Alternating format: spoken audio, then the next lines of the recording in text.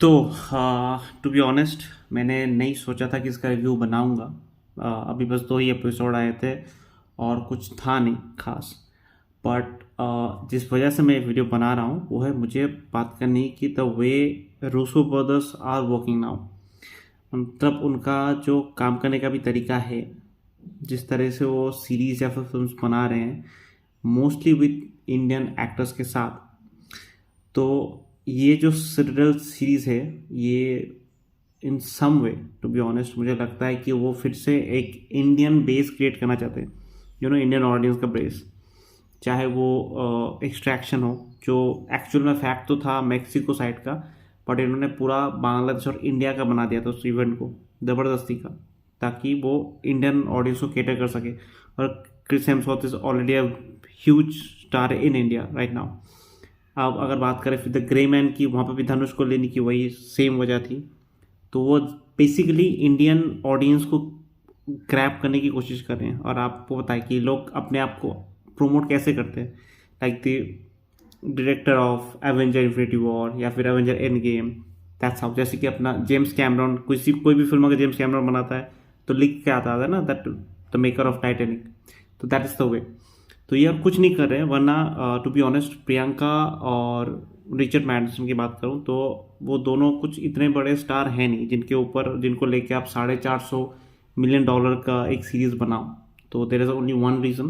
पहले तो ये इतना महंगा नहीं होने वाला था, 169 करोड़ का कुछ होने वाला था, million million I mean $169 million का। बट वो पहले काम पसंद नहीं आया तो उन्होंने फिर से बनाया तो इतना बजट बढ़ गया। बट ये ऐसा क्यों कर रहे हैं? क्योंकि इनको पता है कि इंडिया में अभी एक बहुत बड़ा फैन बेस है, स्पेशली मार्वल सिनेमैटिक यूनिवर्स के आने के बाद से। तो that is the reason why कि ये ज़्यादा इंडियन एक्टर्स को ले रहे हैं अपने फिल्म्स या फिर सीरीज़ में, सो दैट ये एक इंडियन, क्योंकि अभी इंडिया, वी ऑल नो कि इंडिया भले ही फिल्म हमारे यहाँ इतनी नहीं कमाई करती उनकी, बट जो फैन बेस है वो बहुत बड़ा है। और जितना बड़ा आप फिल्म को बनाओगे, प्रमोट करोगे, उतना आपके लिए एक बेटर अपॉर्चुनिटीज आ जाती है और बेहतरीन काम करने के लिए। और टू बी ऑनेस्ट अगर मैं सीरीज़ की बात करूँ, ये सीरीज़ स्टार्टिंग के 2 एपिसोड कुछ खास नहीं थे। और आप टू बी ऑनेस्ट कि देखो, एक नॉर्मल जो स्पाई थ्रिलर सीरीज़ होता है उसमें बहुत ही बेसिक ट्रोप होते हैं। बट यहाँ पे ये लोगों ने जो किया कि सिटाडेल, मतलब एज पर देम सिटाडेल जो है, ये तो पास फर्स्ट के 2 एपिसोड बस सिटाडेल को स्टैब्लिश करने के लिए, फिर भी मतलब एक तो चलो 2 एपिसोड तुम खा लिए सिटाडेल को स्टैब्लिश करने के लिए, फिर भी सही से नहीं कर पाए। मतलब जस्ट हल्के में, मतलब देखो आप एक सिटाडेल को एक इतना बड़ा ऑर्गेनाइजेशन बता रहे हो जिसके पास न्यूक्लियर कोड का एक्सेस तक है, बट वो क्यों काम करते हो? बस इंसानों के लिए काम करते हैं, ह्यूमैनिटी के लिए काम करते हैं, छुप के रहते हैं। तो इट्स ए कम्प्लीटली, चलो कॉन्सेप्ट बहुत ही अजीब सा है। अब जैसे CIA हो गया या फिर MI6 हो गया, उनका जो काम करने का तरीका है वो लॉजिकल है जैसे दिखाते हैं। बट ये तो बस इंसानियत के लिए से डर, और इतनी बड़ी ऑर्गेनाइजेशन इंसानियत के लिए बनी है, जो भी ये लोग दिखा रहे हैं। बट टू बी ऑनेस्ट यहाँ पे आपको कुछ ज़्यादा खास अभी तक नहीं दिखा, मुझे नहीं दिखा, इसलिए मैंने सोच रहा था कि रिव्यू नहीं करूँगा। बट जो टारगेट रूसो ब्रदर्स कर रहे हैं, और ये और भी करेंगे आगे जाके, मतलब बहुत सारे प्रोजेक्ट्स, और वो भी इंडियन एक्टर्स के साथ, that is going to happen. अब आगे ये देखना है कि ये लोग क्या करते हैं ये वाला सीरीज़ में, क्योंकि एक्शन वगैरह जो ग्लिम्सेस हमें मिले उस हिसाब से तो एक्शन काफ़ी सही होने वाला है। बट कॉन्सेप्ट वाइज कुछ खास नहीं है। आई मीन इवन दो वो ट्रेन का सीक्वेंस, एक्शन सीक्वेंस ठीक ठाक था, बट वो भी ज़्यादा नहीं था। हमको चाहिए ज़्यादा एक्शन। अब आप इतना खर्चा कर चुके हो तो आई होप कि आगे के जो एक्शन सीक्वेंसेस होंगे बाकी एपिसोड्स के, अब ये उन्होंने एक गलती कर दी कि ऐसे सीरीज़ को ऐसे मतलब 1 बाय 1 एपिसोड हर वीक लाना, लोग, आई टू बी ऑनेस्ट, इंसान इंटरेस्ट खो बैठता है, that is a fact. But क्योंकि लोगों को आजकल लोग मतलब क्या बोला, खाने की तरह कंज्यूम करते हैं वेब सीरीज़ वगैरह को। 8 घंटे का कोई वेब सीरीज़ कोई बात ही नहीं है लोगों के लिए। बट फिर भी ये लोग कर रहे हैं, ठीक है, क्योंकि मार्वल की सीरीज़ को भी ऐसे ही लाते हैं पर वेडनेसडे करके।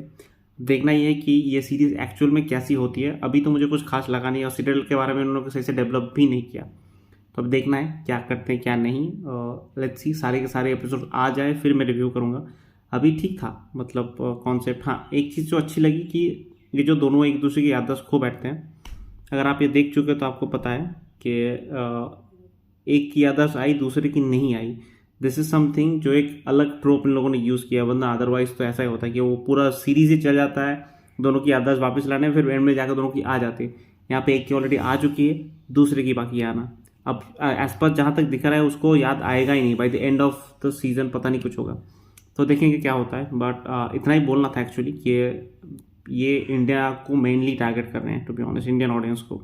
इनको चाहिए इंडियन फैन बेस, क्योंकि इंडिया में बहुत पॉपुलेशन बढ़ चुकी है अपनी फैन, आई मीन फैंस की बात कर रहा हूँ, जो मार्वल फैंस है स्पेशली। तो रूसो ब्रदर्स जानबूझ के ये कॉन्सेप्ट पे काम कर रहे हैं। आप देखना है कि ये लोग कितना सक्सेसफुल होते हैं इस मामले में। तो इतना ही बोलना था। वैसे हाँ, ठीक ठाक था, ऐसा कुछ नहीं है। आगे मैं अभी से जजमेंट नहीं दे सकता, क्योंकि सारे आ जाए फिर बात करेंगे, इसलिए मैं नहीं कर रहा था इसका पहले रिव्यू। बट फिर सोचा कि चलो ये कुछ बात है जिसमें हमें डिस्कस करनी चाहिए इस बारे में। अब देखते हैं क्या करते हैं Russo brothers in future. But I hope कि ये सिटाडेल हमको डिसअपॉइंट नहीं करेगी, क्योंकि जितना जिस लेवल की ये लोग बजट पे ये सीरीज़ है, आई थिंक ये सेकंड हाईएस्ट वेब सीरीज़ है, I mean second highest budget वाली वेब सीरीज़ है। तो अब देखते हैं क्या होता है आगे। तो इतना ही बोलना था, ज़्यादा कुछ और बोलूँगा नहीं, क्योंकि काफ़ी लंबा हो चुका है वीडियो ऑलरेडी। बट देखते हैं रूसो ब्रदर्स का गेम सही से चलता है कि नहीं, कैसा खेलते हैं ये लोग, और आगे क्या क्या प्रोजेक्ट्स ला रहे हैं, यही सब देखना है। तो इतना ही बोलना था। Thank you for watching this video. Have a nice day.